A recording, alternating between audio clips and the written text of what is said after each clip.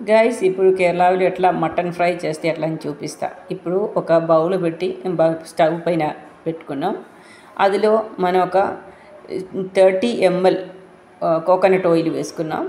అదిలో కొంచెం చిన్న ముక్కల కోకోనట్ని కట్ చేసి అది గోల్డెన్ బ్రౌనిష్ వరకు ఫ్రై చేసుకున్నాం. ఇంకా మంచిగా ఫ్రై చేసిన తర్వాత అది పట్టి కొంచెం 2 పెప్పరు, నూనెలో కొంచెం ఆవాలు అదన్నీ వేసుకోండి, ఫస్ట్ వేసుకోవాలి. తర్వాత ఇది ఇప్పుడు పొడుగుగా కట్ చేసిన ఒక 1 kgకి 3 మీడియం సైజ్ ఆనియన్ పొడుగు కట్ చేసినది అదిలో వేసుకున్నాం.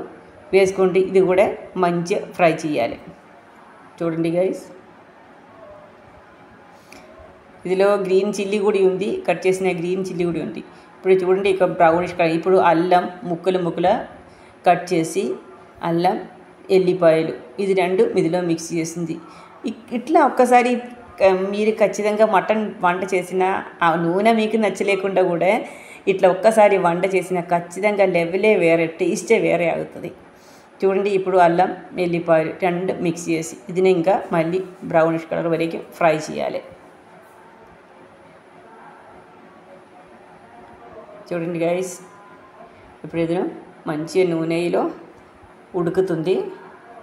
ఫ్రై అయినాక తర్వాత మనకి ఇది అవసరం ఉన్న మసాలా వేసుకోవచ్చు. చూడండి గైస్,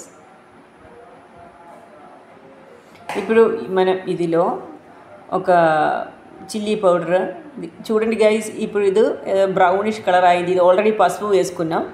ఇంకా ఒక 2.5 టేబుల్ స్పూన్ చిల్లీ పౌడర్ వేసుకున్నాం.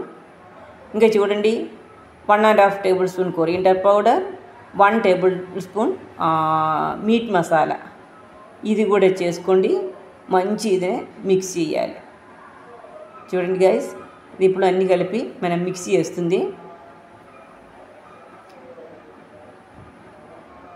మిక్సీ వేసిన తర్వాత మనం ఇప్పుడు ఈ కలర్ అయింది, బ్రౌనిష్ కలర్ అయింది. ఇదిలో మనం స్టీమ్లో ఉడకపెట్టిన మటన్ వేసుకున్నాం. స్టీమ్లో ఆల్రెడీ మటన్ కొంచెం స్టీమ్లో, నీళ్ళు కాదు స్టీమ్లో ఉడకపెట్టి అదిలో వేసుకున్నాం. ఇది మంచిగా ఫ్రై చేయాలి.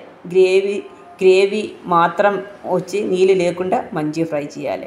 ఇట్లా మూతబట్టి ఒక 20-25 మినిట్స్ ఫ్రై చేసినా ఓకే అవుతుంది. అందరికీ నా వీడియో నచ్చింది ఎట్లా అనుకున్నాం. అందరికీ నెక్స్ట్